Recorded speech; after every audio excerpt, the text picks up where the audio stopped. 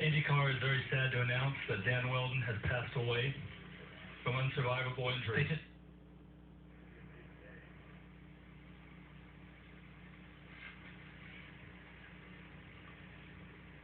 Okay, and obviously you heard Rick DeBrule. He was trying to get us to get down there quickly to get the announcement at the official position of the league, and we did catch the tail end of it where they had said that this race will not continue and the drivers will do a 5-lap tribute. There's Sarah Fisher. Just 2 weeks ago, she was on top of the world.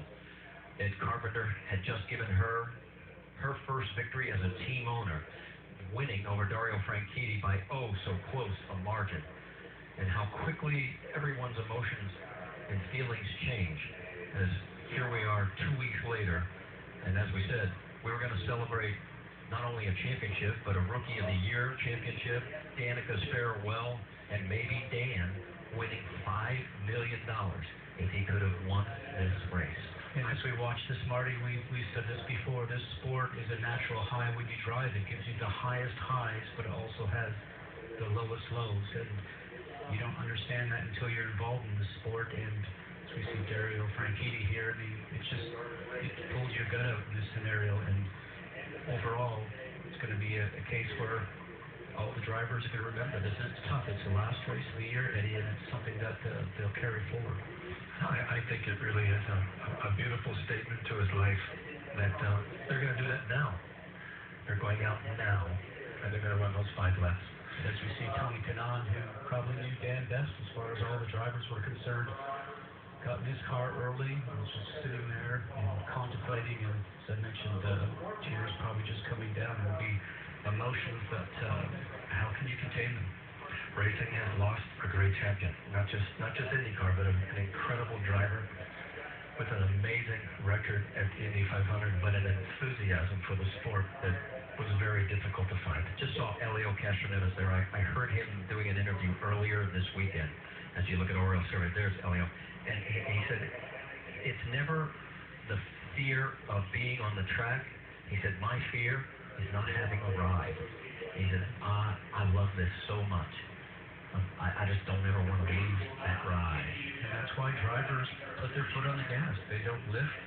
And you talk about the racing that we have here and how crazy it is at the very beginning of it, but as race drivers, you drive as hard as you can, whether it's the first few laps, the middle laps, or the last few laps, and that's what we are instilled to do. It starts off when you start very young, Eddie, as you and I have discussed, and you go through all the different formulas that you race at, and you want to compete, you want to win, and you're not just like that on the racetrack. You're a competitor, and everything that you do, you want to do it better than the other person. Guys, I want to let everybody at home know, obviously, this crash has aired probably on every news outlet already across the board. And yes, it is a tragic situation and a day. I want to give you the opportunity at home, if you do not want to see this crash again, go ahead and turn away.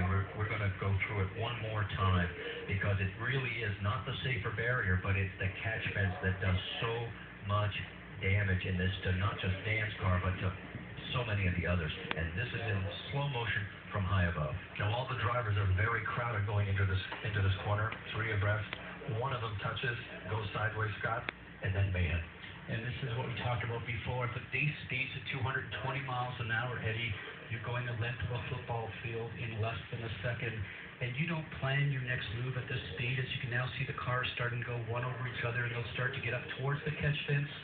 And those are the ones, the catch fences, that do the damage. The safer walls we've improved really helps dissipate the energy when the cars hit, but it's the catch fencing that's above the safer barriers that these cars got up into, and that is what has done the damage.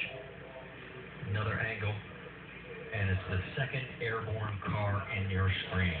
And as you mentioned, Eddie, cars just going for the same spot, and at this speed it just starts to go sideways. Cars start to climb up and over, and as further cars continue to come into frame, you'll see cars starting to slide through and jump into the air, and now watch towards the catch fence, and the car now goes up, it's airborne, and turns the wrong way, vaulted, and it gets into the catch fencing with a concrete area first, which is something he's sliding on his head. Not be prepared for. And there's nothing you can actually do with it. I mean, there's nothing you can do. The drivers are put into positions, nothing they can do.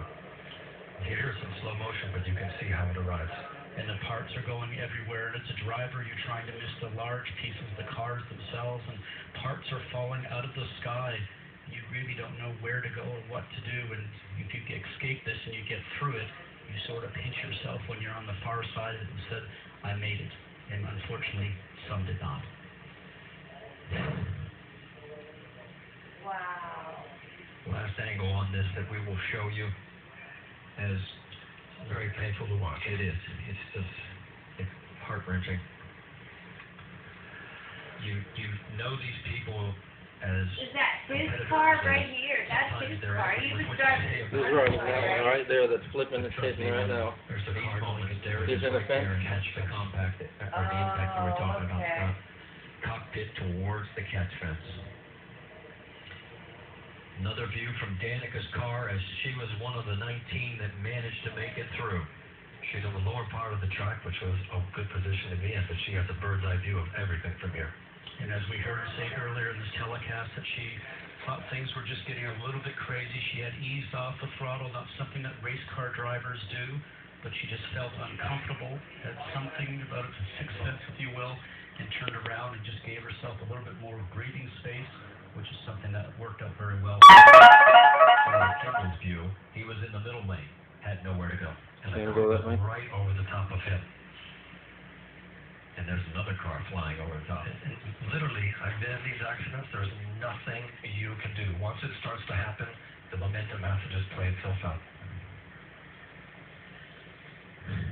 The number 77, Dan Wheldon's car number today, has now been put at the top of the scoring pylon here at Las Vegas Motor Speedway. And the tribute lap as the cars are beginning to form as we salute Dan Wheldon.